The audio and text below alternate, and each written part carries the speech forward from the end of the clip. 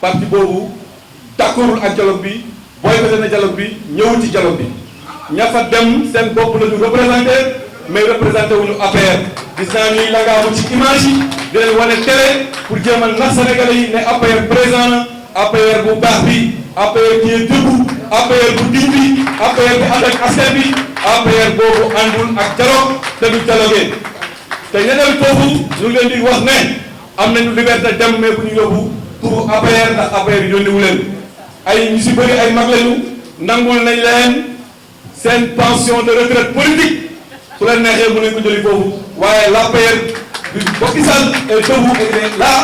elle est là avec la force bi nga xam ne moom mooy centraliser toute l'opposition aujourd'hui loolu bëggoon nañ ko préciser pour que mu leer ñi fi nekk nag liggéeyuñu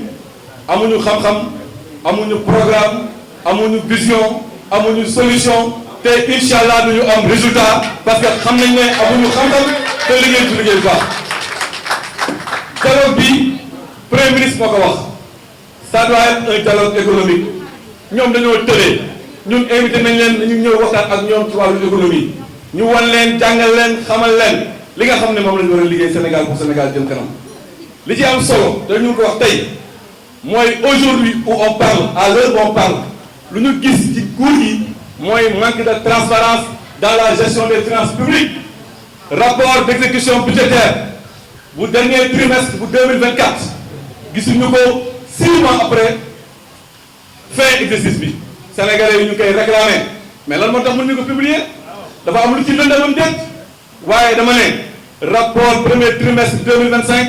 boobu léegi publié wuñ ko ñàkk def lu leer mënul weesu loolu ñu ngi leen di réclamer ñun peuple Sénégal pour ñu publier le rapport et on les défie de publier le rapport parce que am na lu ñuy nëbbu foofu waaye nag bu ñu yem ci rapport boobu Sénégalais yi est-ce que xam ngeen ne le bulletin mensuel des statistiques de la dette publique maanaam kii boo xam ne chaque année dañ koy publier par trimestre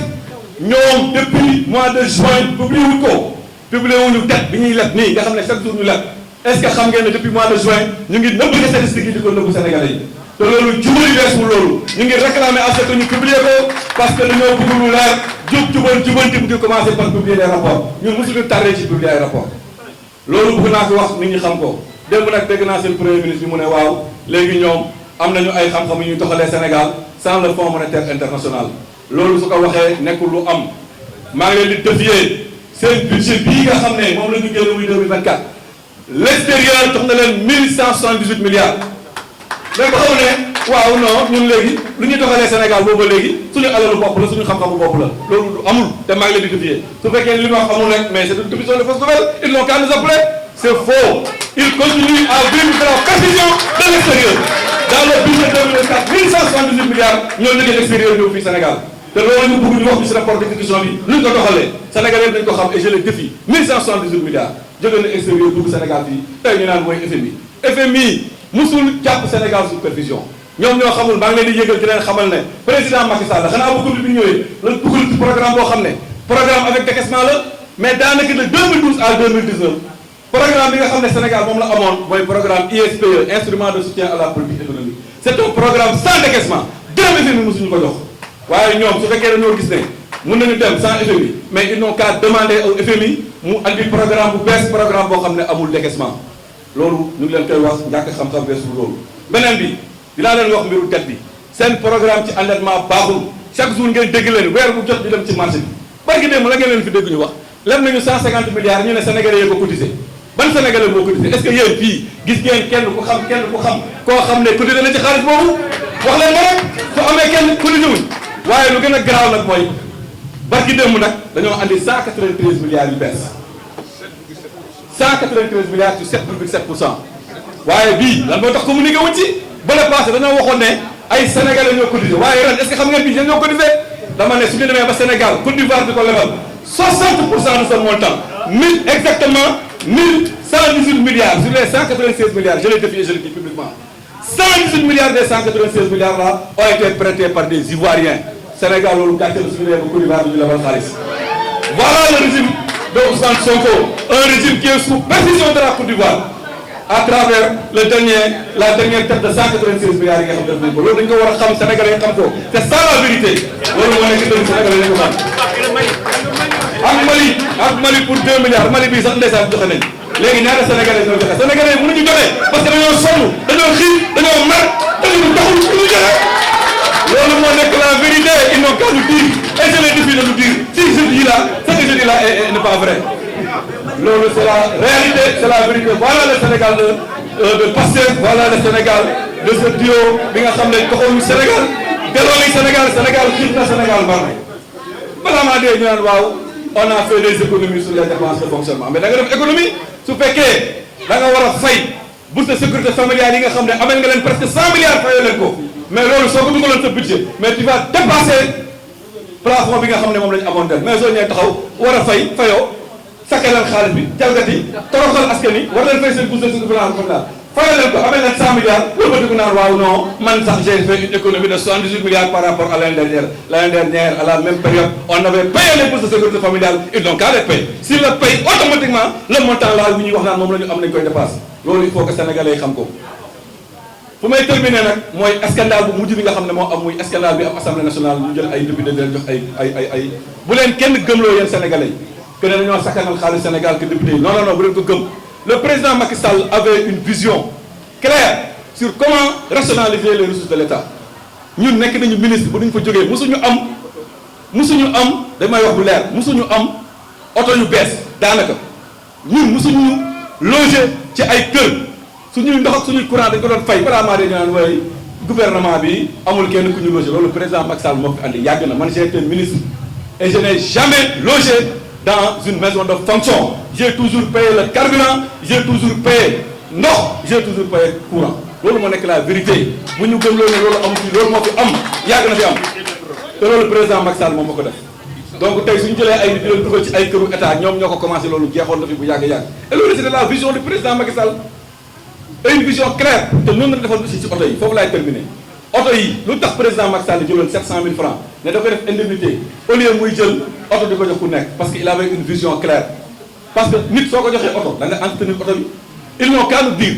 parce que le vrai montant des voitures monsieur le ministre honorable le vrai montant de ce scandale là qui se prépare à l'Assemblée nationale pour ñu xam ko su ñu nee 8 milliards la oto yi di jar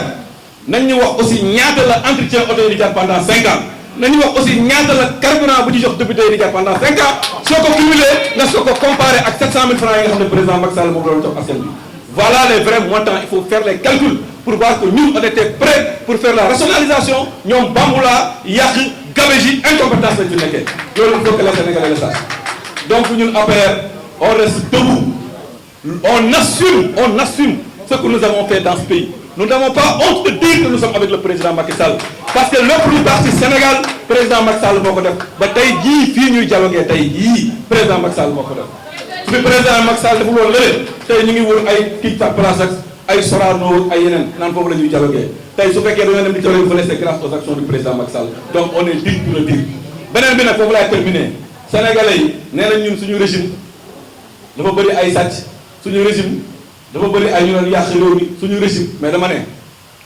suñu régime du ñàkk am na si ndax yàlla rek moo xam ku def xaw ma ku def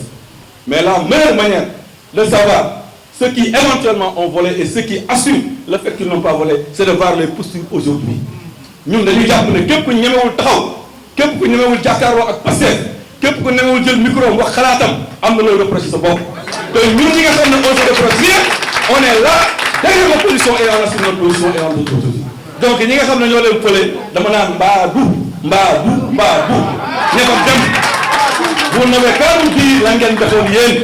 ndax képp koo xam ne il n'a rien à se reprocher il n'a rien à voir avec ces gars-là il n'a rien à voir avec Pastef il n'a rien à voir avec ce nouveau gouvernement loolu bëgg nañ ko wax pour mu clair ñu ngi def nag une pensée à tous les détenus politiques tudd ngeen leen sànq jaay doole nappaate bëgg xuxalaate ak xoxalaate moo leen teg foofu ñu ngi am suñu soutien ñu ngi leen di nuyu nag di leen gërëm di leen sant voilà le message je vous remercie merci beaucoup. ñi si réew mi ak bitim réew maa ngi leen di nuyu ku nekk ci turam ak ci santam ginnaaw bu ñu sant yàlla sama tànk tey yi du leneen lu dul saafonte askan wi waxtaan ak yéen si ëllëgu Sénégal ñëwuma fi nag tey ngir xëccoo ñëwuma fii ngir xiiroo ñëwuma fii ngir ŋaayoo ñëwuma fii ngir xaajale ñëwuma fii ngir teesante dama fii ñëw tey ngir dajale ngir diisoo ngir defar ngir tabax dama fi ñëw ngir njëriñ ngir fësal suma yéene ak suma yaakaar ci ëllëgu Sénégal fas yéene nag ànd ci ak yéen ci jàmm ak salaam si mbokk ak dëkkandoo te lu ma gëm mooy dafa am lu yàqu ci suñu diggante te loolu ay ñenn ko def dugal ci nag politique am na lu yàqu ci diggante askan wi tey ak seen yaakaar ci ëllëgu Sénégal yaakaar bu tas te du ay waxi kese du ay diggee kese moo koy defaraat li koy defaraat mooy ku nekk fa nga nekk ak ci lu ngay yëngatu nga yor sa puso di ñaw ci jàmm ak salaam ngir yàlla te ngir ëllëgu Sénégal loolu mooy suma tànku tey tànki dëgg tànki ngëm-ngëm tànki wootee tabax ak jàmm wootee sosoo ci li ñu bokk wootee jàmm waaye wootee dëgg dëgg la Sénégal soxla fu mu toll nii wootee xol waaye wootee xel wootee kilifte wootee boo xam ne ni bis ni ki tey woo naa képp kuy Sénégalais tàllal ko suma loxo ndax ñu mën a soppi suñu taxawaay ak suñu doxalin ci nu ñuy gisee suñu réew ci nu ñuy xoolee suñu réew ci nu ñuy bootee suñu réew ci nu ñuy yëkkatee suñu réew ci nu ñuy sargal suñu réew ak ci suñu ak tamit ci nu ñuy bëggee suñu réew kon nag maa ngi leen di woo ci li ngeen xam ne ni weesu na sama jëmm ji te lu ma gëm tamit mooy weesu na suñu jëmm ñun ñëpp ndax mooy lu ma tibb ci suma xol mooy Sénégal bi ñu bokk waxuma Sénégal bi ñuy xaajale waaye Sénégal bu ñuy dëkk ñun ñëpp bokk benn ndey bokk benn baay bokk yéene bokk pas-pas ngir ndémb ak ngir ëllëgu Sénégal kon nag li may door tey ñu ñëpp a ko bokk sama kaddu tey ji kaddu woote la mais bigalaat wax kaddu woote dëgg kaddu woote gëm-gëm kaddu woote cofeel ak pas-pas réew mi ñu mel ni cin bu baax fépp tàng fépp tàng ko wax ak ko waxul fépp tàng jër ba pare nag ñuy wax ay waxu pétrole ñu bëgg a gëm ni que Sénégal ñëpp yi gis seen bopp ci njiit yu fi ilif Sénégal ñuy woote ay croissance ak ay xeetu wax ngeen xam ne ni ku toog di gëstu wax yooyu ngeen xam ne ni wax yooyu du ay wax yu dëpp ak dëgg te ay wax yu tas yaakaar la moo tax du ma sax sori ci ay wax yu mel noonu parce que su ma leen laajoon yéen askan wi est-ce que gis ngeen ci seen bopp soxlu ngeen ma tontu est-ce que seen wóorul yi gis ngeen ci seen bopp xam naa ne soxlu ngeen ma tontu est-ce que seen dëkkandoo yi est-ce que seen njaboot yi gis nañ ci seen bopp kon nag lu ñëpp a wax mooy dëgg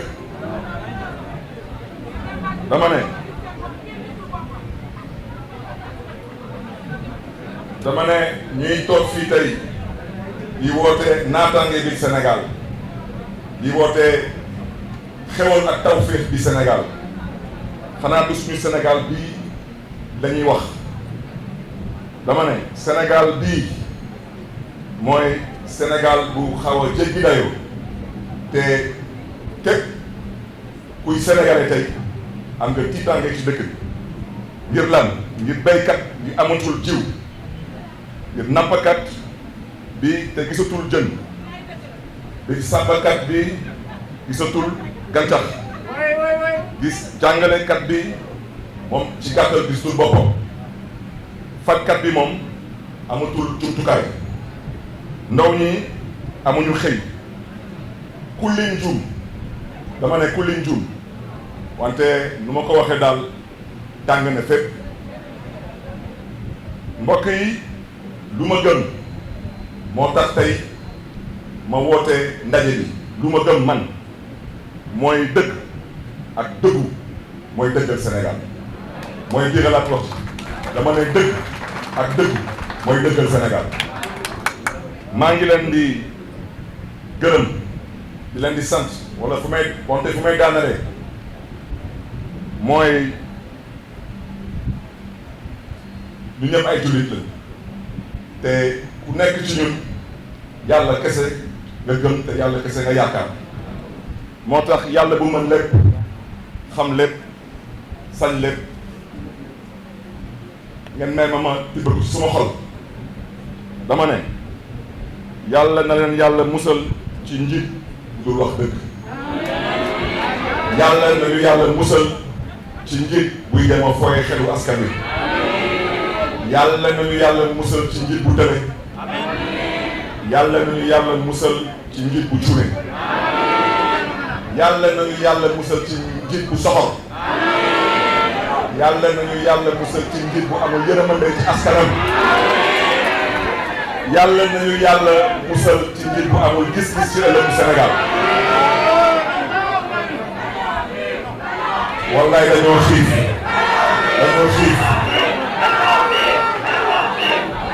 kon nag mbokk yi foofu lay tëjee mbokk yi maa ngi leen di gërëm di leen di sant di leen di ñaanal yàlla na leen yàlla kattanal yàlla na leen yàlla aar yàlla na leen yàlla sagal si góor bu leen jëf mbokk yi ngeen may ma nuyu leen ku nekk ci turam ak santam di leen di jox seen wàccuwaay te di jiital ci nuyoo bi kilifa diine yi fi ñëw fekk si tey bés bi yàlla bu am pay na leen yàlla fay seen xol seen yéen ak seen taxawaay fii tey ci bés bi di nuyu tamit toutes les autorités en vos rangs, titres et grades respectifs di nuyu nag suma maire bopp le maire de Mermoz Sacré-Cœur le maire Alioune Tall ku lim juum mbokk yi wolof Njaay nee na cin su naree neex su baxee waaw lu fi bax moom macha allah lu fi neex na lool man may ma rek comme ni ko waxee luñ fi woote tey mooy appel mooy tàllal suñu loxo yi waxtaan ak mbokk yi sàkku ci yàlla mu may ñu mën a bokk benn ndey bokk benn baay ngir yéene bu ñu am ci Sénégal ak yaakaar bu ñu am ci ëllëgu Sénégal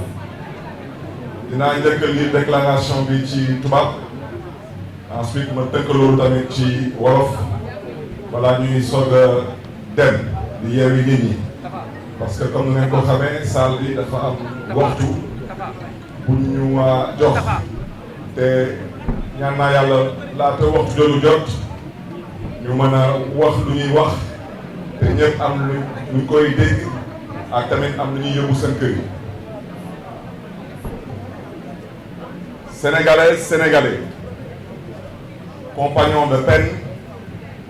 complices d'espoir, mes chers compatriotes. Ce soir, je ne m'adresse pas à vous comme un homme politique. Je parle comme un fils parle à sa mère patrie, debout, au seuil de l'épuisement.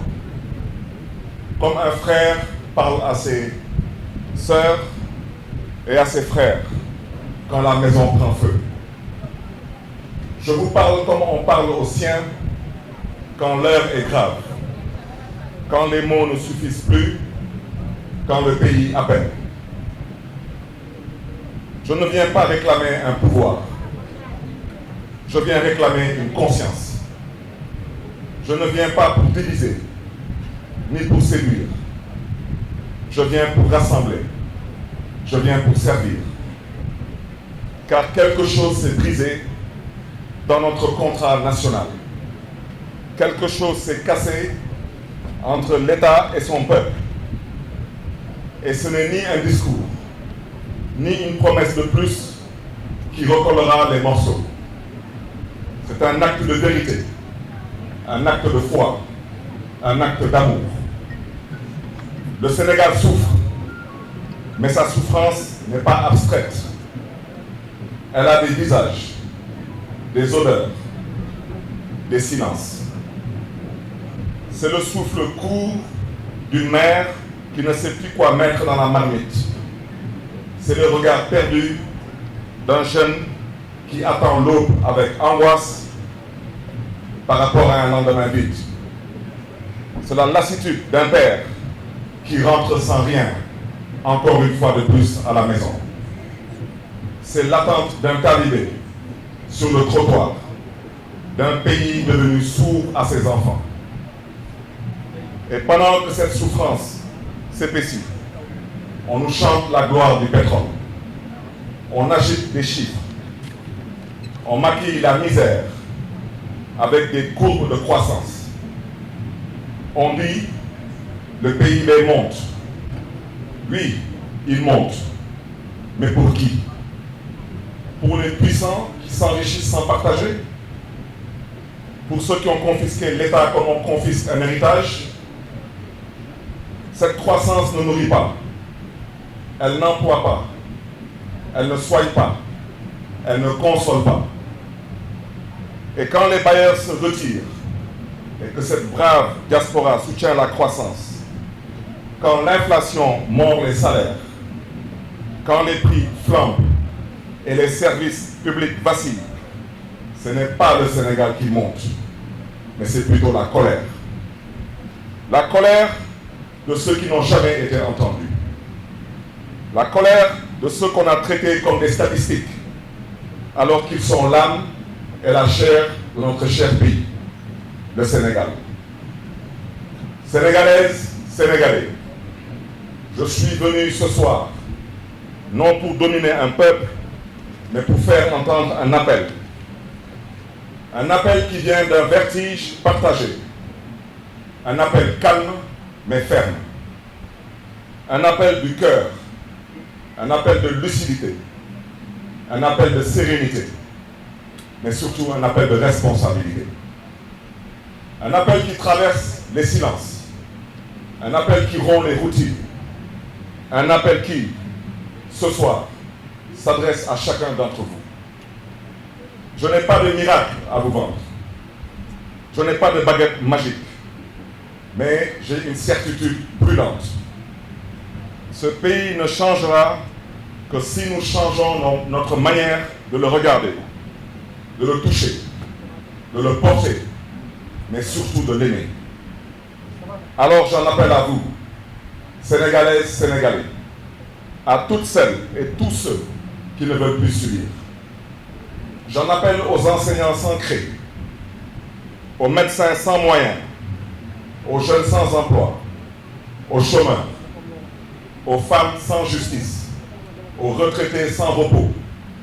aux paysans sans semences, aux pêcheurs sans assistance, aux commerçants asphyxiés,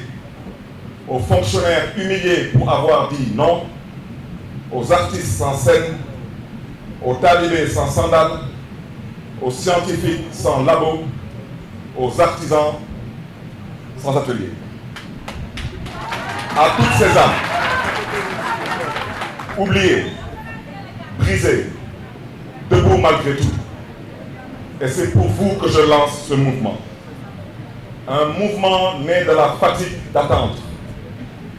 Un mouvement né du refus de courber les chiffres. Un mouvement qui porte un nom simple, mais immense,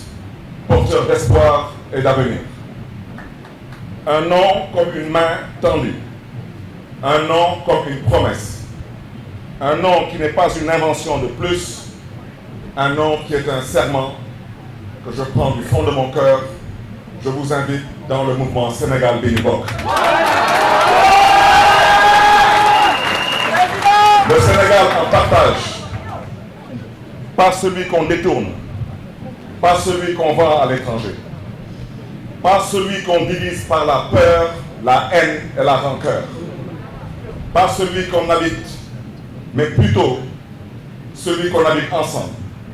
Celui qu'on relève ensemble. Celui qu'on répare ensemble. Celui qu'on construit ensemble.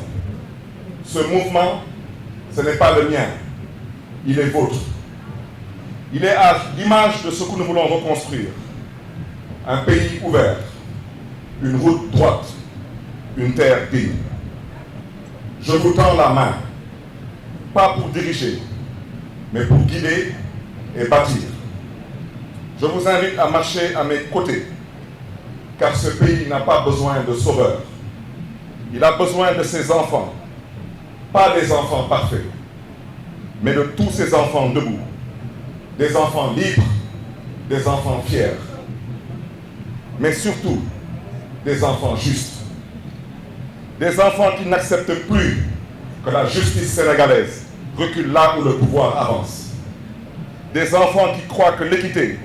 n'est pas un luxe, mais plutôt un devoir. Des enfants qui savent que la vérité, si elle dérange, est toujours plus saine que le mensonge qui arrange. Car il n'y aura ni paix durable, ni développement réel, sans justice pour les humilier, sans équité pour les oublier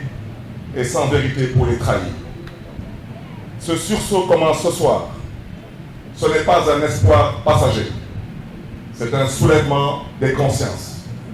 C'est une levée de dignité et de fierté. Une levée d'objectivité et de fraternité.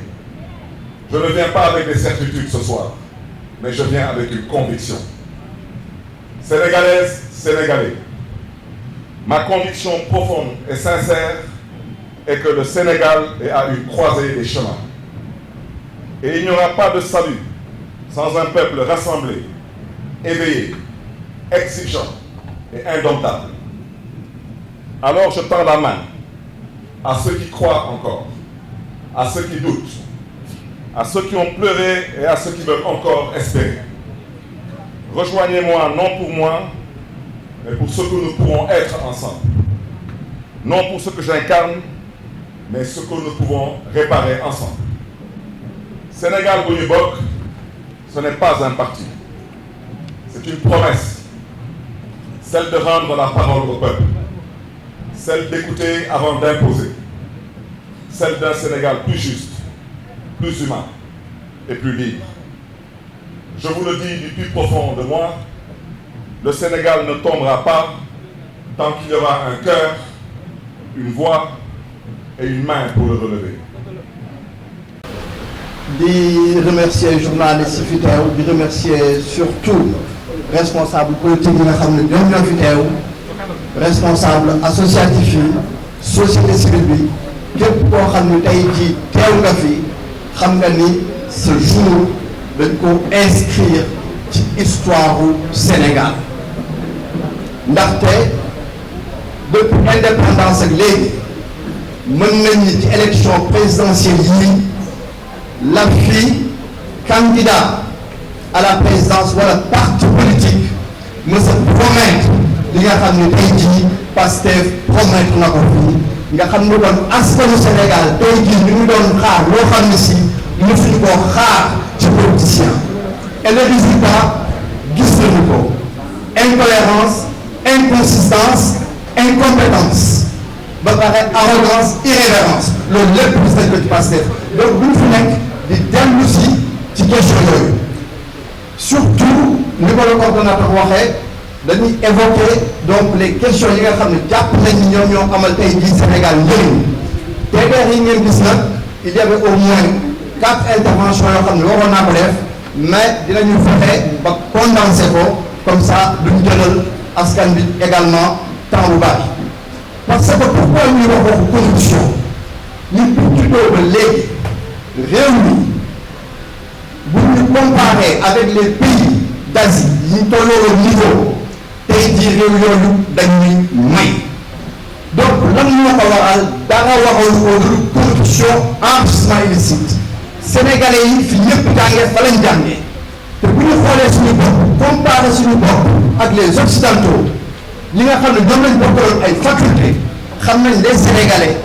ñoo gën a encore même rigoureux compétence ñu am keneen amu ko mu ne fi nga xam ne tubaab bi dañ doon jàngadoog moom di ko raw ci faculté bi muy gis ndey di gis baay am les moyens amuñu bourse gisuñu ndey gisuñu baay di raw tubaab boobu lorsqu'il s'agit de gérer son pays il est capable de le faire, ça marche. Pourquoi ça ne marcherait pas au Sénégal? Lan moo waral loolu lenn waralu ko lu ñu tappale ak caaxaan bi nga xam ni moom moo nekk ci réew mi corruption enrichissement illicite boobu ba léegi ñu yor ay organisme ay crédit ay yeneen ak yeneen mais ma foi boobu ba léegi pour quel résultat? Parce que corruption boobu dañu def ba mu nekk consubstantiel à notre être dañu def ba mu nekk suñuy yàq suñuy cité suñuy boutique suñu biir bopp corruption boobu fépp la nekk ba nga xam ne tey jii quelqu'un qui pose un acte corruptif nit ñi dañuy jàpp ni day def lu baax wala ay teranga la or lu ay teranga corruption la jataay bi ñu toog fii tey kan moo fi mosul poser acte corruptif de manière volontaire ou de manière contrainte kan moo fi mosul assister à un acte corruptif amul nous l'avons tous vécu et nous sommes tous complices à des niveaux différents parce que tout simplement songuñu ko bëgg a xeex ak moom ni ñu war a mën a xeex ak moom dañuy sant yàlla bi ñu yàlla boolelee ci jataay bi imam Ndaw imam diine lislaam ak beneen diine bu mënti doon lu ñu bëgg lu dëgg dëggay dëgg la ci ginnaaw dëgg du dëgg kon ku ne xam na ni diine bu mënti doon bu la nee njaboot dëkkal waddal dundal yaral jàngal fekk mais ñun tey jii Sénégal ñun way jur yi ndaxte nag dañoo jur am ay way jur ñu yar ñu ba ñu màgg ci biir réew mi tey jii nag ñun ñu dem ba nekk ay way jur gis ni la ñu doon dund lu ci bari tappale ak caaxaan moo koy indi tappale caaxaan mag ñi donc ñun duñ dem ba nekk ay way jur war a defar suñuy doom yooyu defar Sénégal doom yooyu ñu nekk ak ñoom ci tappale ak caaxaan dinañ leen wax dëgg ñu dégg lu dul dëgg du dëgg kon ci wàllu corruption boobu bu ñu koy wax boobu ba léegi dañ ko tënk ci corruption financière corruption administrative corruption dafa weesu foofu corruption bu ñu demee ba ci wàllu diine dinañ ko fa fekk nit ñoo xam ne dañoo jël diine nga bokk ko di dundee askan wi loolu lépp ci xeetu corruption yi la bu duggee ci politique bi fekk ko fa bu duggee dans le milieu intellectuel fekk fa corruption bi ku ci nekk yaa ngi nekk ay xeetu corruption pour des intérêts crypto-personnels mais liggéeyal réew mi ñu waxante dëgg ba ñu mën a am tali yu doy hôpitaux yu doy école yu doy enseignants yi médecins yi loolu mooy urgence bi tey jii parce que dañuy wax rupture dañuy wax lutte contre la corruption est-ce que monsieur le premier ministre président comme je l'appelle boobu ba léegi def na sa déclaration de patrimoine def na ko mais ndax publié nañ ko askan wi yëpp gis li mu am ak li mu amul boobu ba léegi ñu koy woo ñu ko dañu bëgg un audit général des agents des régies financières au Sénégal ndax ñun ñëpp xam nañ ci xew ci régies financières yi jamais tontu ci loolu te ñu ci mos a tontu dañoo bëgg mbir yi leer wàllu corruption boobu day gis suñ ci ñëwee di continuer méthode de lutte yi nag ñu ngi am nañu c'est clair c'est net c'est précis suñu naataangee réew am nañ ay protocole yu clair yu leer bu ñuy wax ci wàllu policier yi mais ci la état bi commencé wax boobu policier yi ñun bu ñuy wax wàllu policier yi 2013 toog ci télé 1 grande audience ni askanu Sénégal filmer leen enregistrer les policiers et les gendarmes et les douaniers les corps habillés de ces pays parce que nag la peur doit changer le temps du kii sàcc moom moo war a am fi du jàkkaarloo ki muy sàcc ba pare di ko manquer de respect kii sàcc moom moo war a tiit donc on doit renverser la peur ñi nga xam ne ñoom ñooy jël xaalis askan bi ñuy xokkatal askan bi ñoo war a tiit mais pas la population. Nos forces de défense et de sécurité dañ fi nekk pour rassurer nous sécuriser nous mais pas de nous mettre en insécurité parce que justement bu ñu la arrêté sax nga rappeler tout simplement les règles élémentaires de droit ñu ni outrage et bien def yi mën naa mun de police ñu jàpp la fa ainsi de suite ñàkkal la fay nga toroxal la donc yooyu yëpp dañu bëgg mu dàkk ñu ci suñu naataange réew bi nga ay protocole yu clair yu précis loolu la ñuy xaar également ci gouvernement bi nga xam ne moom moo fi nekk ay protocole yu clair yu précis sénégalais yëpp gis ko xam ni corruption bi nga xam ne moom moo ñu bëgg a rey eh bien dinañ ko xeex bu ñu dellu see ci wàllu njaboot gi mais dañuy waxante dëgg def loo mën wax loo mën boo tëddee nelaw borom bi tegul kenn lu mu àttewul wante tamit bu kenn teg état du Sénégal lu état du Sénégal àttewul dañuy waxante dëgg les services publics tey jii ñun ñëpp xam nañ ni àttenuñu la population sénégalaise certes politiciens yi dem nañu ak suñu xaalis ba infrastructure yi dafa doon certes mais chaque citoyen fa mu toog war naa xoolaat boppam seetaat boppam xam moom lan moo ko warloo ak réew mi mooy am doom yoo xam ne si jox nañ leen temps bi ci wax jox nañ leen affection bi ci wax jox nañ leen bien ci wax mettre nañ leen dans les meilleures conditions de réussite pour qu'ils soient des citoyens utiles à notre nation autrement jëmuñu fenn dañuy wax ñu rek di sonal suñu bopp. beneen bi nga xam ne moom moo am solo également dañ fi nekk société civile bi nekk fii ay politiciens nekk fii ay associatifs nekk fii eh bien tey jii bés bi li tax mu am solo surtout pour ñun en tout cas suñu naataange réew mooy xool ñun ci lan la ñu mën a ànd réellement parce que nag le projet ce n'est pas tout simplement de faire tomber un gouvernement bu ba léegi bépp coalition bu tege ci réew bi ci schéma yooyu ngay nekk ay schéma wu mën naa ni conquête de pouvoir am na solo mais pouvoir bi boo ko jëlee lan ngay def ci pouvoir bi c'est ça la question te ñun ñi nga xam ne ñu ñëw fi jox tey bu ñu bëggee suba bu ñu wuutoo bi gouvernement nga xam ne moom moo fi nekk ñu amal Sénégalais yi njëriñ il faut que ñu accordé wu ci mbir yoo xam ni dafay leer nañ mbir yoo xam ni intérêt sénégalais yi la mais pas ay intérêt politicien parce que nag boobu ba léegi bu fi def ay dialogue di def ay four di naan au général eh bien les conclusions finalement ñan la arrangé les politiciens et ça nous renvoie au dialogue d'aujourd'hui lépp di nekk si terrain gouvernement bi lépp wax politicien la concerné ñun politiciens yi seen ay droit ci réew mi dañu ko di respecté ko mais droit wu population bi la population sénégalaise les populations vulnérables même bu doole ci réew mi kan moo leen di protéger bu ñuy wax wàllu corruption bi fii bi ci toogee bi fi APR benn bokk yaakaar nekkee au pouvoir li tey jii nekk au pouvoir dañ doon wax de la justice elle est corrompue tey jii opposition bi nee nañu la justice est aux ordres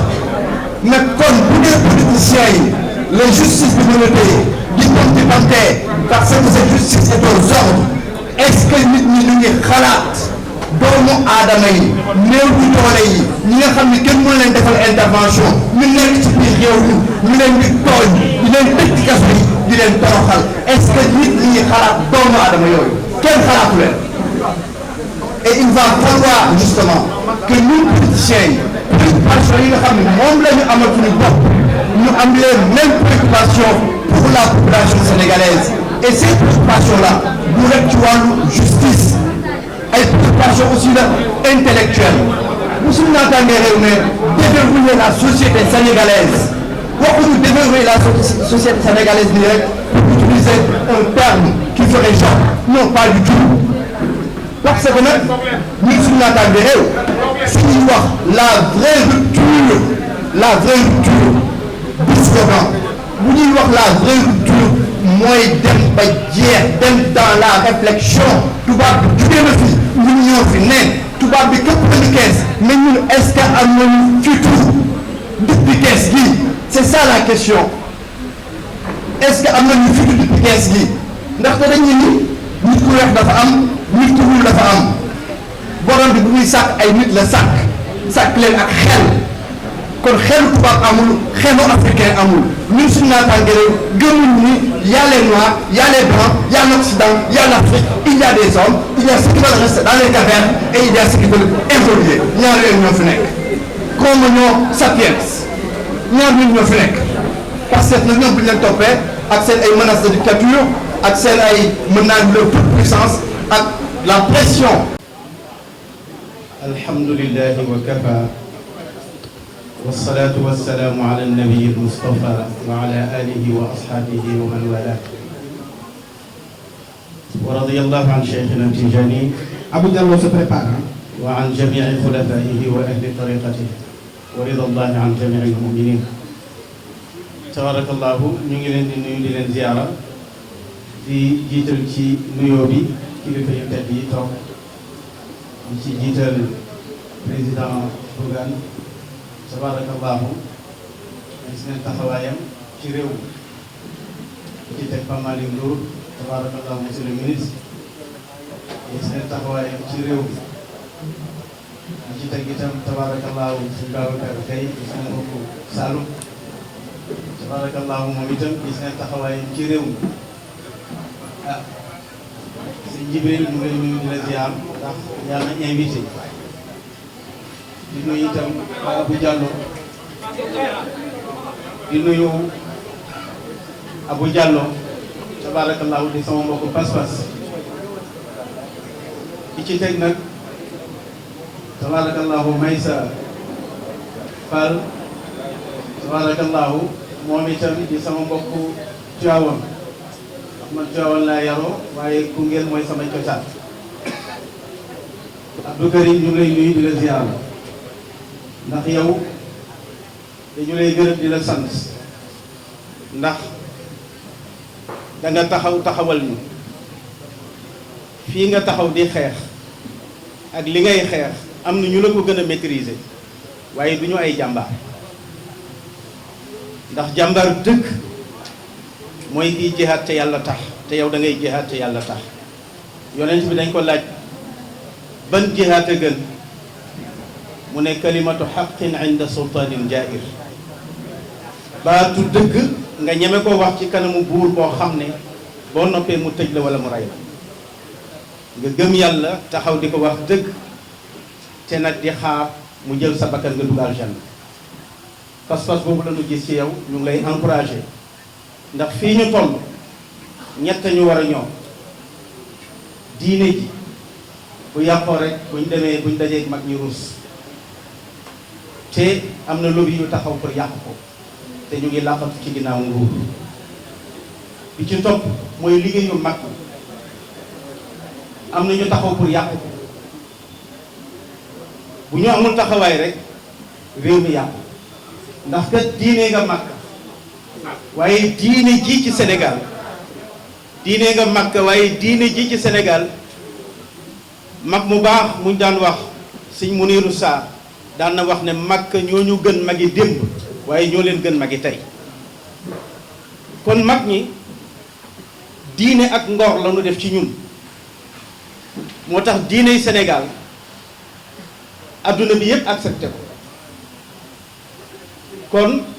liggéeyu mag ñooñu war na jar suñu bakkan mu bañ a yàqu bi ci topp mooy lan mooy réew mi nag bu ñu ko waxee mooy ndaw ñi képp ku bëgg a yàq ndaw ñi war nañu mën a taxaw yee ndaw ñi ba ñu xam fi ñuy teg seen tànk daaw ci waxtu wi maa ngi prison mais la ma fa nekk woon yépp maa ngi bind li ma doon bind maa ngi koy bind ci ndaw ñi bind naa fa benn xasida tuddee ko Sénégal a ngi jooy ndax ndaw ñi dañoo gëlëm bakatil bilaadu li xayrati shubbaani wal xusnu min zaaka al buka abkaani wax naa ci xasida bi lu bare ba lu bari ci lu xew wax naa ko tabaarakallaahu lu ko waral ndax al ulamaau umanaau rusul sëriñ si ak borom xam-xam yi ñoo fi toogal yonent yi maalam yu xalitu sultaan féeg jaxasoo wuñu buur suñu jaxasoo buur nag yonent bi sallallahu alayhi wa sallam nee na bàyyi leen te dog leen bil kulliya mu mel ni suñu mbokki ustaas yi position bi ñu jël actuellement dafa rusloo ñëpp ndax dañoo mbëwu Macky Sall ba mu wàcc te lañ ko doon mbëwee mu ngi gën a pire ci kii fi nekk ñu ne pat te loolu ak naafeq la te yàlla nee na naafeq yi fii darakil asfali minan naar ñoo iblis ëllëg ñooy bokk place ci safara kon góor jigéen sax li muy bon moo gën a rafet safara ëllëg ab naafeq kon nag maa ngi woo sama mbokki ustaas yi dëggu ga ñu amoon di xeex ak ngóor jigéen ci jamonoy Macky Sall ba daaneel nguuram tey la wàllu gën a ay góor jigéen ñi ñu ngi défilé lu mu leen neexee ci réew mi lu tax ndax ki yor réew mi moo wax ne dañ leen a toléré comme dañ leen a toléré nag tabaarakallaahu waroon na toléré ndaw ñi nga xam ne bëgg nañ ak ngóor jigéen jóg fi ñu jóg di wax mu ne ñooñu daf leen di effacé xam nga ñan leen war a effacé muy góor jigéen ñi yàlla effacé góor jigéen ñi yàlla daf leen effacé kenn dundatul ca ñoom dëkk ba Jibril da koy yëkkati ba mu tiim asamaan ba asamaan bi ñu tiim malaaka ya fa nekk di dégg sabi ganaar yaag ŋaaxi mbaam yaag mbëwi xaj ya mu wëlbati dëkk bi def ko bàmmeel ñi tukki woon dem ca yeneeni barab yàlla taw ay xeer yoo xam ne xeer wu ci nekk dañ ci def numéro def ci tur ca góor jigéen ñi jóge ca dëkk ya dem ña demoon ca yeneeni dëkk xeer ya fekk nañ leen fa rey ne kon ak ngóor jigéen ñi ko njëkk a indi ci kaw suuf yàlla daf leen effacé kon ragal naa ne buñ la dee wooyee mu jëddi di la wooyee ko sell ki war nga teg sa tànk ala shariati wa sunna dëggal kaddu googu ngir ëllëg ñi la koy wooyee bañ a am daanu yàlla ëllëg boo naree effacé ñiy wax dëgg te yàlla bëgg dëgg wax ne yaa ayyuha alladina amanu ittaqullaha wa kunu maa sadiqin yéen ñi gëm yàlla ragal leen yàlla te seet ñi dëgg ngeen ànd ak ñoom kon nag su fekkee ne xale yi dëggu mel ni Abdou Karim xale yi dëggu mel ni Abdou Nguer yal na ko yàlla génnee fi mu nekk tabarakallahu xale yi dëggu mel ni Abou Diallo ak ñeneen ñu ma mënta lim ñooñu ñooy Sénégal ku leen effacé yaa ngi bëgg a effacé Sénégal te nag ma yëgal leen ne histoire dafay répété wu manipulation bii amoon na ci jamonoy yonent bi sallallahu alayhi wa sallam bi mu fi jógee Aboubacarin toog bi Aboubacarin génnee àdduna Omar moo toog bi Omar génnee àdduna Ousmane moo toog bi Ousmane toogee di borom alal ñu jiiñ ko sàcc ne dafa jaawale poosam ak poosu état ay noonu ma ko def manipuler nit ñi ngir bañ gu ñu bañ Ousmane te Ousmane alal ji mu am yépp daf ko def jihad fi sabilillah moo jënd biiru rumata bi nga xamante ni Medina amuñu ndox mu ñu naan ab juif moo leen koy jaay ci alalu boppam moom Ousmane moo taxawal jayshul usra te mooy xare Tabuk bi yonent bi waxee ne xare bi metti na fokk yéen jullit ñi ngeen cotiser pour xare bi mën a taxaw Ousmane moo financé xare bi aller retour ci alalam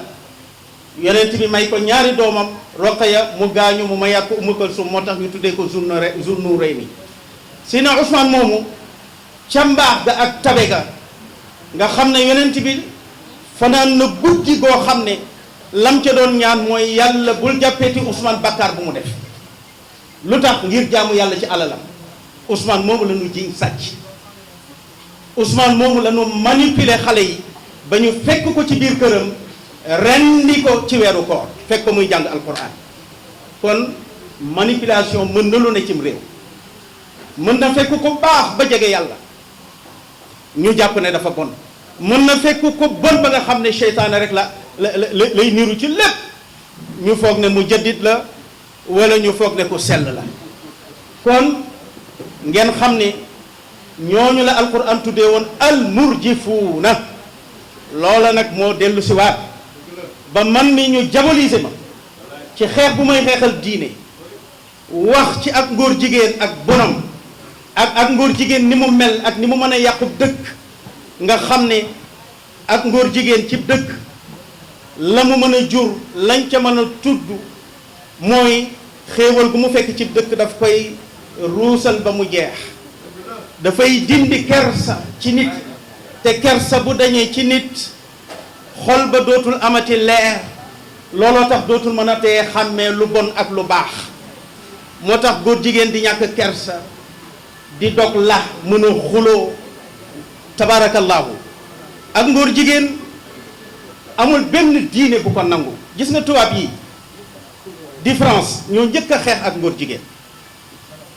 xeex nañ ko ba ku ma sa nekk góor jigéen ci ñoom buñ ko xamee dañ lay tàpp wante am ñu jóg di mbootaay ci góor jigéen ñi di xeex seen ak seen yelleef pour mën a am seen liberté ci France di ko xeex ba 1990 ci la ONU daganal ak ngóor jigéen ca France yemuñ ca ñu continuer di xeex ba keroog bi Mélenchon ñëwee xamal Ousmane Sonko ne ko fële ca France de maa xeex ba góor ak góor di sëy jigéen ak jigéen di sëy waaw segam saay-saay si ñoo découragé wul ca seeni bëgg-bëgg di xeex ak mbon pour saxal ko waaw ñun jullit ñi nag ndax dañuy toog rek yaccaaral déedéet dañoo war a am taxawaay nen ñu tëj ci kaso yi ba ñu fees nen ñu tëral rendi tabarakallahu ndax l'islam jar na ko bu dul woon ak deretu saxaaba yi l'islam du yegg si fii bu dul woon ak deretu suñu mag ñu baax ñi Cheikh Omar Fouti Tall Mam Borom Touba Cheikh Sidi Hadji Malick Sy ak Faidherbe daara yi mu lakk tas leen kenn xamul lu mu toll lu tax ngir xeexal diine bu doon ak ñoom tey baatu laa ilaha illallah duñ ko fi dégg leneen la ñuy dégg nanu am taxawaay xam ne bukki ba wokkoon France ba ñu jóge ci daganal góor jigéen dem ba daganal sëy bukki boobu moo fi nekk tollale neen ko tey may ma yeggale tuuti tollale neen ko tey tolérance boo xamante ni yéen ñëpp xam ngeen ne ñoom ñoo waxoon ne bu ñu faloo dañuy criminaliser ak góor jigéen déjà jarima insaniya la crime la ba noppi buñ ko criminaliser crime la buñ ko criminaliser wul crime la góor jigéen googu Ousmane Sonko waxoon ne daneen ko criminaliser kenn déggatul ci ñoom ku ci wax ñoom ñëpp ñu ngi ne pattaaral googu mooy lan asumtu iqraar buñ ne la sàcc nga ne patt kon sàcc nga kon nag tabaarakallaahu loolu leen doon duggee ci waxtaan wi di gërëm ñëpp di sant ñëpp wasalaamu aleykum wa rahmatullahi wa barakaatu. ci jotaay bii di contre dialogue di jël nuyu bi gën a sell teg ko ci loxo commissaire Keita ak monsieur le ministre d'État Babacar Gueye ñu jox ko suma naatango suma compatriotes yi nga xam ne ñu ngi tey ci salle bi di relais di wax rek ne ñaan yi imam yëkkati léegi imam réew mi soxla na parce que Pape Malick bu ñu koy wax léegi bu ñu demee ba soxla xaalis ñun Sénégal réew mu mel ni Mali di ñu jox xaalis je crois que jot nañu xoolaat suñu bopp parce que booy xool doole Mali ci biir kuréel gii di CEDEAO Mali représenté wul 4%. Et nous, Sénégal, déjà, on est à plus de 9%. Donc, si nous donnons tey ba Sénégal di tàllal loxo Mali pour ñu dimbali ñu ci xaalis bu ñu soxla ci biir réew mi, c'est parce qu'on a un sérieux problème. dama doon dolli Pape Malick rek mais li wóor mooy ñun gëm sa bopp man Bougane Djibi man boycotté wu ma dialogue. J'étais catégorique avec le régime de Macky Sall ku ma xam-xam ne dama mës a jàkkaarloog ñoom di xeex ak ñoom parce que gëwuma leen gëwuma niñ doon doxale donc du woon problème mu nit mais problème mu gis-gis la ak problème mu yoon bu ñu jaar ma jàpp ne yoon boobu mën naa gën mais malheureusement aujourd'hui ñu jot réew mi xeex bi ñu xeex ba tey ñii fi ne jot réew mi ils ont réussi une prouesse extraordinaire, c'est de nous faire regretter le départ de Macky Sall. C'est ça la réalité. xam nga man nit laa koo xam ne dëgg rek moo ma intéressé Pape Malick léegi mu ngi wax ci outil de transparence yi nga xam ne dañ ko doon utiliser effectivement le rapport d'exécution budgétaire bi yéen nguuru Macky Sall ngeen daan publier dama ci daan gëstu saa su ne moo tax bi président Diomaye ne xaalis bi fi newoon jël nañ ko yóbbaale nañ ko ma génn ne ko président li nga wax amut booba ci rapport d'exécution budgétaire yooyu laa doon sukkandiku parce que outil la pour ñun ñi nga xam ne dañu war a contrôler l'action de l'État mais tey force est de reconnaître effectivement que xaalis boobu xaalis bi état bi di utiliser kenn xamul fan la dugg xaalis bi nga xam ne moom la ñuy yore Sénégal kenn xamul fan la dugg li ñu lekk ci réew mi kenn xamul xaalis boobu fu mu dugg 2024 l'Assemblée nationale dañu prévoir 2100 milliards yi ñu war a leb xam nga ñoom nguuru juutikat yi xam nga fan la ñu mujjee ci li ñu leb daggkatu juuti yi dem nañu lebi 4500 milliards ren ñu ngi ci 28 mai daggkatu juuti yi ñu ngi ci 1800 milliards yi ñu leb. Je parle sous le contrôle d'un économiste mën na def cumul ils sont à 1800 milliards yoo xam ne leb nañu ko te ñu ngi ci 5e mois donc at mi xaajo ko donc c'est juste pour dire que ñi ñu jàkkaarloo dañu tromper les Sénégalais dañu amoon ci ñoom yaakaar parce que man bi may xeex Macky Sall dama jàppoon ne yoon bi mu jëlee réew mi yoon bi mu jël baaxul parce que man dama am lu ma gëm ñoom bi ñu ñëwee ne dañuy wàññi dund gi dama ne njuumte bu njëkk a ngoon ah non Senghor wàññi na dund teewul mu yéegal Abdou Diouf wàññi na dund teewul mu yéegal Abdoulaye Wade wàññi na dund gi teewul mu yéegal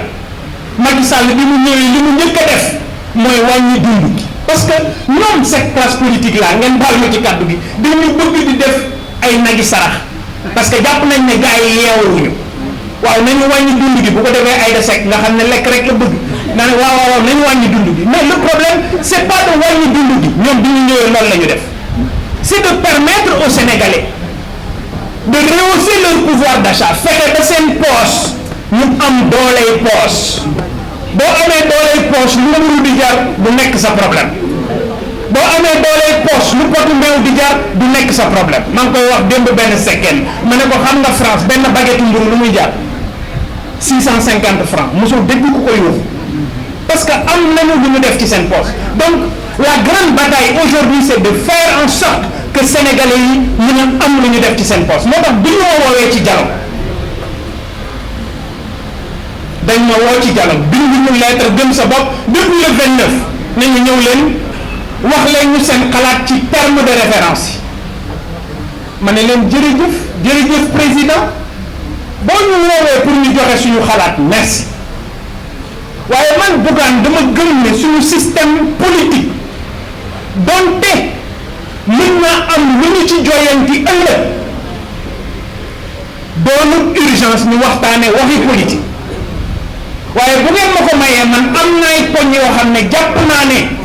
bu ma solee sama dàll bu ma sénégalais yi gisee ma dem di toog di wax waxi politique dana na xeeb parce que dama jàpp ne dafa am situation yoo xam ne moom la ñu war a teg ci taabal ji waxtaane ko mooy li ñu dajale tey ji ak collectif RTS ay liggéeykat ñu dàq leen seen liggéeyukaay benn toor dong la ñu am ci ñenn ñi dañu bokkoon APR man ku ne xam na ne bokkuma APR ku ne xam na ne man dama xeex APR mais dëgg yàlla moo ko moom parce que war ñu si permettre beneen nguur boo ñëwee jël réew mi ngay xool nit fu mu féete ci wàllu liggéey di ko seppi di ko sànni ca biti. Ce pays nous appartient. Il est de notre devoir de protéger le Sénégal. ku nekk ci yéen da ngeen ci am responsabilité. xoolal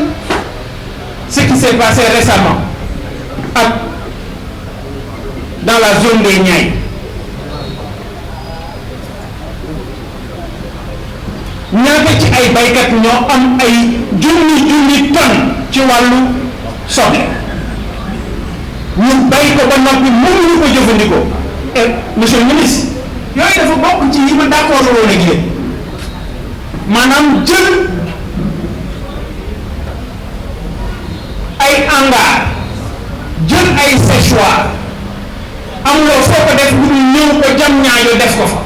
alors que ñi bay soble di bay pomme de terre ak la ca topp ñu ngi dans la zone des Niayes marché ba nga xam ne moo nekk Nooto mooy marché bi gën a mag fii ci Afrique de l'Ouest kon boo dama jàpp ni nit boo koy defal mbir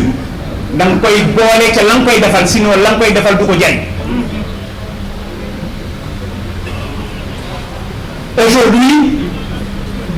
vous avez la responsabilité ku nekk ci yéen chaque Sénégalais. gis naa ñu ñuy wax ñetti ji nee na ñooy dañuy jub di jubal di jubbanti ma ne leen sénégalais yi juum nañu jaaxle nañ te jombi nañ mais c'est la réalité parce que tey il est clair que les Sénégalais cherchent le diable pour lui tirer la queue wax leen ma ban secteur d'activité moo tax wax leen ma lan moo dox ci réew mi wax leen ma kan moo am yaakaar ci réew mi ci weer yii di ñëw korité waxoon naa leen ko ci interview bi ma mujjoon a def ma ne leen lii ñëw day gën a métti et bu yeboo ngeen waajal seen bopp li ciy topp day gën a métti insha allahu rabbi yéenewuñ ko kenn nag mais malheureusement ñu ngi jàkkaar lool bëgg nañu am nañu yéene non boo ko déggee muy wax Sonko boo ko déggee muy wax nga xam ne bëgg na mais li ma ko waxoon rek ñun c'est la réalité parce que ñàkk mën moo lay dugal ci yenn guddi yi xoolal tey situation bi réew mi nekk imam yaa ngi def plaidoyer bi léegi avec l'histoire des homosexuels que ce soit clair je suis pour la criminalisation de l'homosexualité warul nekk wax dafa war a doon jëf warul nekk wax doon dafa war a doon engagement pour kenn ku nekk ci ñun lu mu leen jaral ñoom c'est vrai am na ñu waxoon ne gëmuñu réalité pouvoir mais est-ce que réalité pouvoir moo tax kenn mënul criminaliser góor jigéen je ne suis pas d'accord du dëkk gars yi dem leen ngeen xool vidéo yi ma leen waxoon dama ne leen gars yi jënd nañu glace ci mbirum góor jigéen yàgg na du ñu ci waxati jënd nañu glace ci mbirum franc CFA parce que ay wax la yoo xam ne bañ koy wax mesuré wuñ ko dem nañ ba ci biir gis la ca nekk mënatuñu dellu ginnaaw mais nag ñoom ñoo ko dige woon comme ñoo ko dige woon danañu ko def danañ leen pousse ba ci miiru wis bi danañu ko def incha allahu rabbi. Et aujourd'hui quand je vois la détermination de ces Sénégalais quand je vois la détermination de cette opposition bu leen dara metti vous n'êtes pas des résidus. Il n'y a rien de résiduel en vous. Mais mbalit yi ngay waxtaan ak résidus yëpp xaaral nag ku dégg séeréer parce que mbalit mooy xam desit boo doonee mbalit da ngay xam lu desit bi nag mooy résidu kon ñoom mbalit yi ñu ngay wax ak résidu yi kilifa mu jàpp ne réew mi moo ko moom tey danañu ko jaral ñu jàkkaarloog moom pour mu xam ne réew mi santul Sonko santul Faye santul Ndiaye santul Delgado Sénégal ñun ñëpp ñoo ko bokk boo koy yor da nga koy yor ci tey boo koy yor da nga koy yor ci yar boo koy yor da nga koy yor ci xam-xam boo koy yor da nga koy yor ci compétence. Malheureusement on s'est rendu compte depuis un bon bout de temps que le Sénégal mu ngi jël tangente boo xam ne baaxul yoon boo xam ne kenn ku nekk ci ñun tey jii am nga gàcc parce que yaakaaroo woon ne bu ñu fi jëlee nguur gi fi nekkoon bu ñu demee ba tey jii ñu am ak ñetti weer danañu toll ci jafe-jafe yi nga xam ne sénégalais yi toll nañu ñun ñooy fal askan wi mais ñun ñooy fal ku xamul lala fal wala ku fàtte lala faloon mën na la folli te du ñu ci boole wax parce que sénégalais yi yeewu nañ te nag bari na ci loo xam ne ci ñetti at yu mujj yi jàngal nañu ko et nous on apprend très vite xaayaan ku dégg séeréer yal na yàlla sàmm Sénégal yal na yàlla def jàmm ci réew mi je félicite les initiateurs de ce dialogue alternatif. Je félicite votre engagement et je vous remercie pour votre détermination. Yal na yàlla sàmm Sénégal jërëjëf. Merci ñëpp seen yéeguwaay vraiment man je m'appelle Ndeye Souadou Diouf Madame Ndiaye.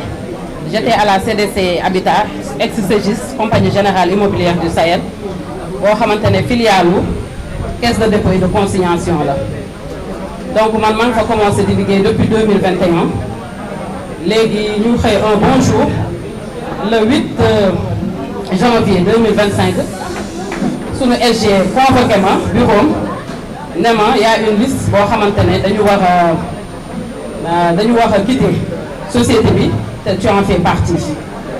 ma ne ko comment ça après mu expliqué ma ne ma ce sont des motifs c'est un motif économique donc dañu am liste de 14 personnes yoo xamante ne da nga ci bokk te da nga war a dem ma ne leen mais yéen sur quelle base ak quel critère ngeen war a mën a taxaw jël nit ñi ne da nga leen di xëy suba arrêté leen ci noonu comme man on m'avait primé meilleur commercial en 2024 janvier 2024 après le 8 janvier 2025 war a mën a ñëw tey di ma boole ci liste boo xamante ne si j'avais pas les compétences wala si je n'étais pas diplômé wala tey jii defuma fa awma fa performance boo xamante ne def naa ko tey jii ñu boole ma ci donc ma ñëw taxaw laaj ko ne ko loolu lan lañ ko mën a déduire te du man kese parce que tey jii am na ñoo xamante ne ay agent comptable lañu am na koo xamante ne ce sont des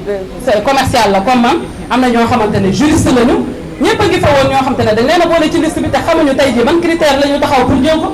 après ñëw ñu proposé la benn un an de salaire boo xamante ne ne la defar nañ chèque bi ba pare parce que ils ont pris un cabinet boo xamante ne moom moo def liggéey bi ñu ni la c'est à prendre ou à laisser soit da ngay jël chèque bi nga signé protocole bi nga dem soit signé woo chèque bi da ngay tu es exclu de la société de l'entreprise du moins loolu nga teg ko fan et au nom de quoi donc ñu xam ne dëkk bi nag comme dëkk yoon la ñun dem nañu ci yoon ndax dem nañu inspection du travail ba nga xamante ne wax nañu li ci nekk jël nañu def nañ phase de conciliation ñoom nanguwuñu donc ñu envoyé ñu au tribunal dem nañu le 5 mai bii passé ñoom ñëwuñu le 19 mai dem nañu ñoom ñëw nañu mais dañ koo renvoyé pour phase contentieuse le 2 juin waaw loolu daal laa amoon lu may wax vraiment ñu koy déplorer mu nekk loo xamante ne lu ñu métti la tey jii nag ñu ñëw pour nit képp koo xamante ne tey jii mën nga ñu cee taxawal ba ñu delluwaat jotaat suñu liggéey ñu jëlaat ko parce que tey jii injustice bi ñuy dund teguñu ko fenn ndax lu métti la vraiment ndax man tey jii je les ai fait un chiffre d'affaires de 12 milliards ndax aéroport bii li ma fa jaay lépp du benn commission boo xamante ne tey jii taxaw nañ la fay la ko après un bon jour ñu xëy suba ne la da ngay dem mais ba ñoo dem mais tey jii na doon ñoo départ négocier boo xamante ne tey jii da ngay waxante nit ki mu def moom ñu def suñu proposition yow nga def sa contre proposition mais mënoo ñëw tey jii ñu jox la 1 an de salaire boo xamante ne dañ ci déduire sa préconso bi nga xamante ne amoon nga ko après fay ñëw say commission ñu ne la tey jii da ngay quitter entreprise bi au nom de quoi ak ñu teg ko fa maa ngi jéggalu. Merci beaucoup. ci jotaay bii di contre dialogue di jël nuyu bi gën a sell teg ko ci loxo commissaire Keita ak monsieur le ministre d'État Babacar Gueye ñu jox ko suma naatango suma compatriotes yi nga xam ne ñu ngi tey ci salle bi di relais di wax rek ne ñaan yi imam yëkkati léegi imam réew mi soxla na parce que Pape Malick mu ngi koy wax léegi bu ñu demee ba soxla xaalis ñun Sénégal réew mu mel ni Mali di ñu jox xaalis je crois que jot nañu xoolaat suñu bopp parce que booy xool doole Mali ci biir kuréel gii di CEDEAO Mali représenté wul 4% et ñun Sénégal déjà on est à plus de 9%. Donc suñu demee tey ba Sénégal di tàllal loxo Mali pour ñu dimbali ñu ci xaalis bu ñu soxla ci biir réew mi c'est parce qu'on a un sérieux problème. Dama doon dolli Pape Malick rek mais li wóor mooy ñun gëm sa bopp man Bougane Djibi man boycotté wu ma dialogue. J'étais catégorique avec le régime de Macky Sall ku ma xam-xam ne dama mus a jàkkaarloog ñoom di xeex ak ñoom parce que gëwuma leen gëwuma niñ doon doxale donc du woon problème mu nit mais problème mu gis-gis la ak problème mu yoon bu ñu jaar ma jàpp ne yoon boobu mën naa gën mais malheureusement aujourd'hui ñu jot réew mi xeex bi ñu xeex ba tey ñii fi ne jot réew mi ils ont réussi une prouesse extraordinaire c'est de nous faire regretter le départ de Macky Sall c'est ça la réalité xam nga man nit laa koo xam ne dëgg rek moo ma intéressé Pape Malick léegi mu ngi wax ci outil de transparence yi nga xam ne dañ ko doon utiliser effectivement le rapport d'exécution budgétaire bi yéen nguuru Macky Sall ngeen daan publier dama ci daan gëstu saa su ne moo tax bi président Diomaye ne xaalis bi fi newoon jël nañ ko yóbbaale nañ ko ma génn ne ko président li nga wax amut booba ci rapport d'exécution budgétaire yooyu laa doon sukkandiku parce que outil la pour ñun ñi nga xam ne dañu war a contrôler l'action de l'État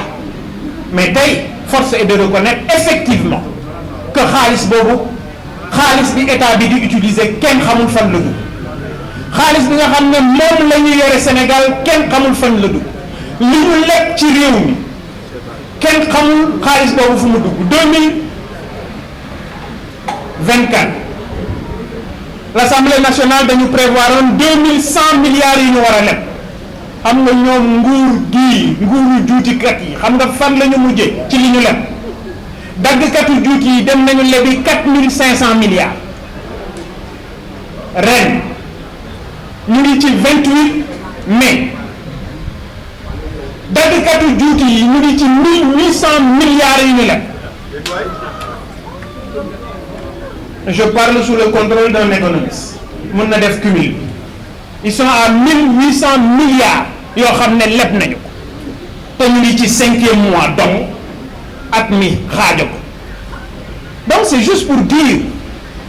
que ñii ñu jàkkaarloo dañu tromper les Sénégalais dañu amoon ci ñoom yaakaar parce que man bi may xeex Macky Sall dama jàppoon ne yoon bi mu jëlee réew mi yoon bi mu jël baaxul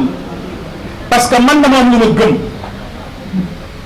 ñoom bi ñu ñëwee ne dañuy wàññi dund gi dama ne njuumte bu njëkk a ngo ah non Senghor wàññi na dund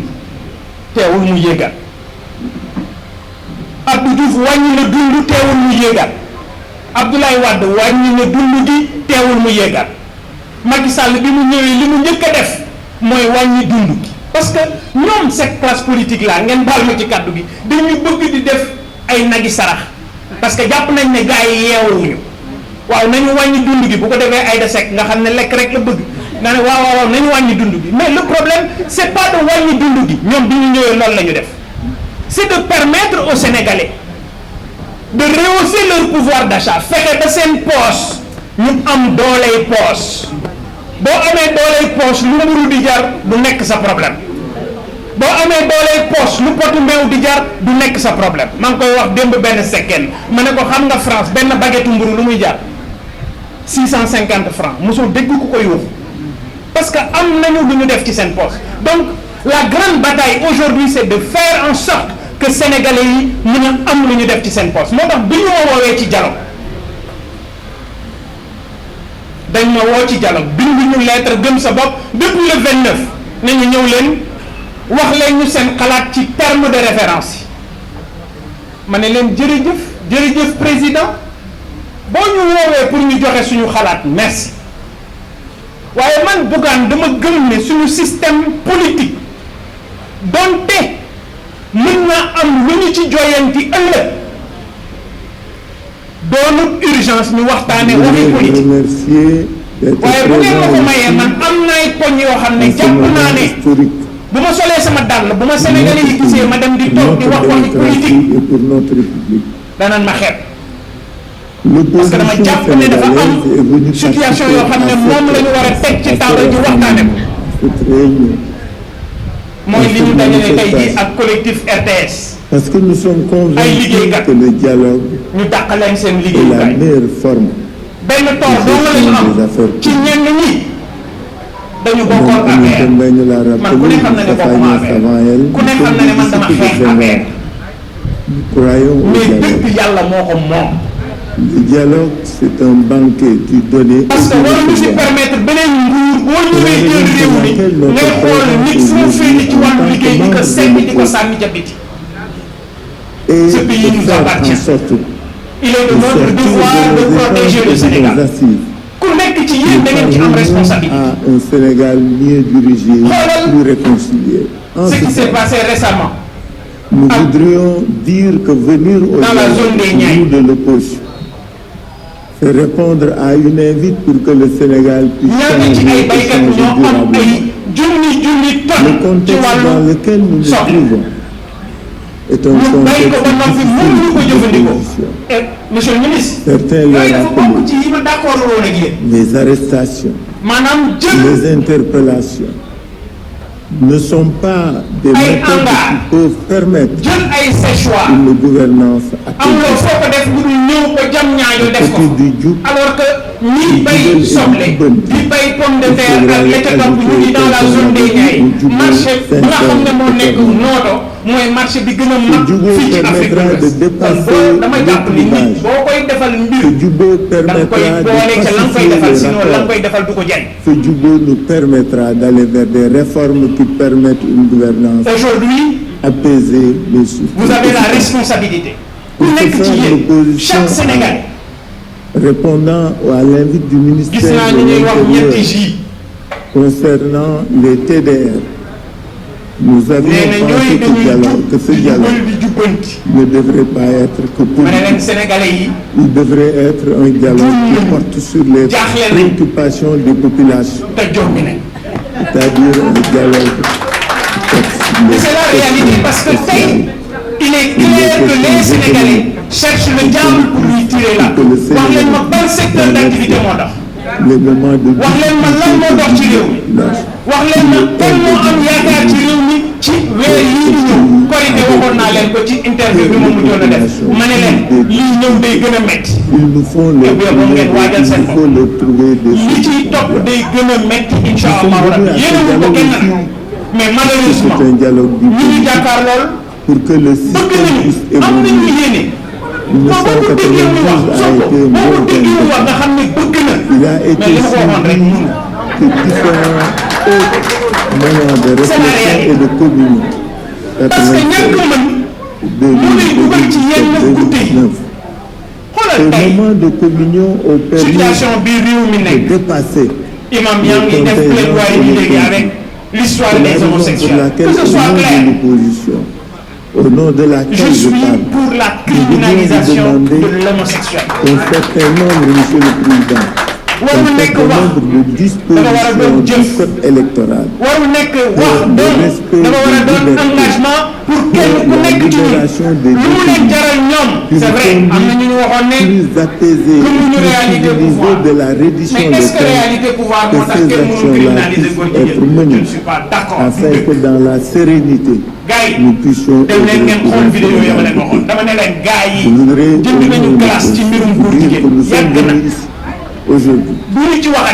en acteur jënd nañu glace ci mbirum français parce que ay wax la yoo xam ne bañ koy wax mënuñu ko dem nañ ba ci biir gis la ca nekk mënaguñu dellu ginnaaw mais nag ñoom ñoo ko dige woon kon ñoo ko dige woon danañu ko def danañ leen pousse ba ci miiru wi danañu ko def incha allah et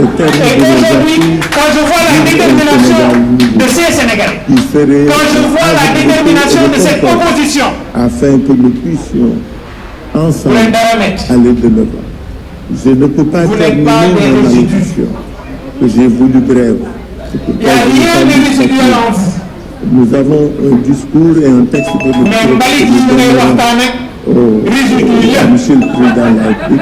Ce que nous voulons dire, parce que Malik mooy xam desit ce pays bouge, boo ñëwee Malik da ngay xam mu desit bi nag mooy résidu dans la sérénité et dans la kon ñoom Malik yi ñu ngay wax ak résidu yi kilifa